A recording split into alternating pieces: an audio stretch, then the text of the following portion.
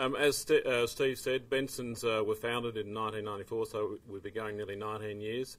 And we've, by the current chairman and owner, Elias Giussardi, a self-made man. And we're specialised really in developing sort of mixed-use apartment projects within the inner suburbs of Melbourne. Our core focus has really been on delivering to investors a particular type of product and townhouses, as I said, within Melbourne. Like, the first question for any business is really why, rather than what you do. And we do it because everybody who works here loves property. We recognise that people need property to live in, and we therefore search for the best locations that people want to live in. And we also try and make apartments feel like homes, because we do specialise, as I said, in apartments. And we produce stylish, contemporary buildings that people actually want to love to live in. And most of all, I guess, we stay in the deepest part of the market in terms of apartment, as I'll talk about a bit later. If you go to the Watts, we've got, as I said, nearly a 19-year track record in terms of delivering apartments and townhouses. Our focus has been on the inner Melbourne suburbs. I'll talk about some of those sort of demand drivers a bit later, but fundamentally, I guess, Melbourne has changed over the last 20 years in that it's gone from being the manufacturing hub and it's become a logistics hub. The consequence of that is many of those suburbs within the 3 to 8 kilometre radius of the CBD, there's a lot of old industrial sites that have been converted, and we were one of the first to do that, from being particularly textiles, as I'll talk about some examples. And that's provided the opportunity that's enabled this company to really just focus on that area. As I said, we sell predominantly to investors, and typically we do developments of around 100 apartments with, say, some ground floor retail, but we have done larger and we have done smaller. Most typically, too, one of the key criteria is we're always close to tram and or train. That's what drives the rental market, and that's what drives the investor market. And if you looked at a profile of Melbourne and how apartments have developed over the last 5-10 years, really all the dots go out along the train lines and the tram lines. And we've consistently followed that. In fact, we're one of the first to do that. Core strengths, relationships with government departments and other instrumentalities. And we work hard at that in a positive way. I go to lots of planning seminars. I contribute to council functions. That gets you a voice at the table. That gets you to understand how a mayor thinks, how the CEO thinks. It's not about turning up just when you've got a development for approval. It's about actually working with these people well beforehand. Finding the right sites. That's how we know the suburbs we want to operate in. We stay within a certain parameters within Melbourne. We stay on the other side of the Maribyrnong River. We have a whole set of criteria because we know where our investors want to buy. We have the skills and we have, I guess, the team to get the appropriate planning approvals to maximise the site in terms of what can be achieved. And we've also got strong relationships with a variety of selling channels so that we're able to pre-sell projects before construction has started. We also have some very key relationships with banks. Banks drive property, and therefore you've got to have a selection of banks, and we have a number of key bankers in terms of both National Australia Bank, ANZ, Westpac, and some other banks as well. And we like to shift that around in order to keep the spread there. And most of all, we deliver projects on time and in budget. If I give a selection of some of the projects, current projects that are about to kick off, as well as some of the more recent ones. C3, which is in Victoria Street, Brunswick. Very typical of what we've done. That's probably number 7 around that Brunswick area. Again, a former textiles Fletcher Jones factory site, 100 metres off Sydney Road, 100 metres from tram, 300 metres from a train. That's 100 apartments with some ground floor retail, currently funded by National Australia Bank. We're looking to kick the marketing of that off in about a month's time. Second project is in Camberwell Junction. For those that know Melbourne, near Hawthorn, it's sort of the next suburb on from Richmond. Camberwell Junction is a key activity centre. This is a project for 108 apartments and ground floor retail.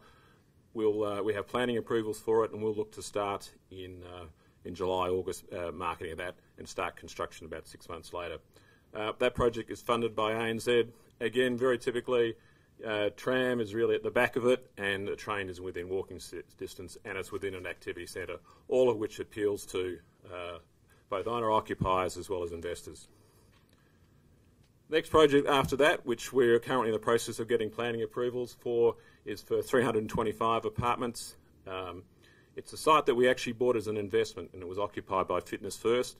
We've been able to renegotiate that lease. They're paying out the lease. We've got a new tenant. with a redevelopment clause.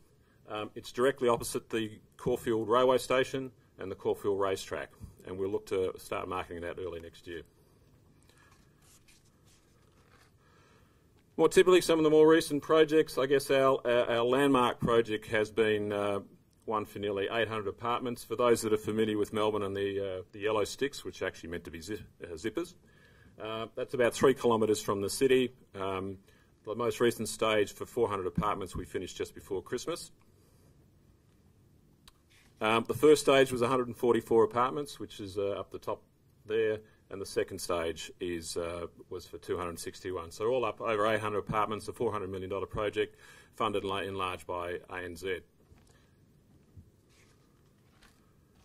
I guess more recently, again, if you go down to the right, it was another project that we did in Brunswick. Atypically, 113 apartments at Elvera. Again, former textile site. If we go to the other one, Centum, which is out at Preston, we did 3 in a row out there. Again, a former industrial site, very close to tram out the front, train about 200 metres away. Directly across the road was another one at Highview for 114 apartments and M1 Urban, all predominantly sold to investors.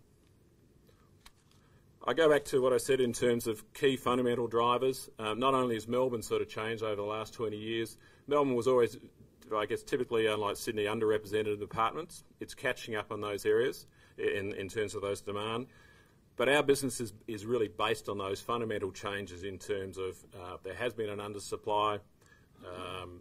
There's typically now still low vacancy rate. The market balance is about 3% in terms of rental market. It's about 2 to 2.5 at the moment in Melbourne. So even in the bad times, there is still a chronic undersupply. All that and the government's policy about stopping the urban sprawl has really given both governments support, both Liberal and Labor have supported urban consolidation, but all councils have been set targets in terms of delivering. And I guess there's a fundamental changes in terms of Generation Y wanting to live close to the city, wanting to live close to all the old facilities, you know, similar to the Newtown, Surrey Hills of the world in terms of, I guess, the trendier areas. Quick snapshot of Bensons. As I said, we've been going 19 years. Audited results over the last 5 years, consistently profit of around $5 million. A little bit down last year because we put 2 of those projects on hold, but we're back out this year and we're launching those projects we talked about. We've got a brochure here which has got a snapshot in terms of Bensons. We also have available more detailed information memorandum that will provide more details on Benson. The faces behind, apart from myself, the founder there, Elias Jashardi, he runs a property business, but he also runs a winery, as they all tend to do, and previously was actually in manufacturing. Myself, background, really law, followed by finance, and then development with Coles Myer. If I talk about that management team, the main point is that very stable management. All of the senior management that are up there before have been with the company 7 years or more. In fact, I'm the youngest. I've been there 7 years, and all of them will look to continue. Key features of Bensons, as I said, solid fundamentals. It's an established business. It's got an established model. We know the markets we want to operate in. We know who we want to sell to. Stable management. Strong focus on risk management. You know, we have an AFSL licence, and we also, in terms of risk management policies, follow them. Talked about strong relationships with banks, and I guess going forward, what we see is an improving property market, particularly in Melbourne. Probably on the property cycle, we're at 630. It's starting to come back in Melbourne. We had a negative correction sort of early part of last year, and that's why we're back out now marketing, about to. Notes raising, we've actually been raising notes for nearly 10 years now. Have raised over 20 million going forward, always paid on time, and most of those note holders have tended to roll over during that period as well. Okay, key features. This is it's a yield product, and it's been designed really, we've put it out previously through accountants and some close relationships. It's offering a 12% yield in the first 2 years, a 13% yield in years 3 and 4, and a 14% yield in year 5. Interest is paid quarterly in arrears into the investor's account or as directed.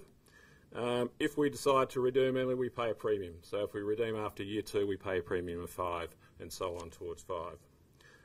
As I said before, returns are underpinned by a strong pipeline of development projects.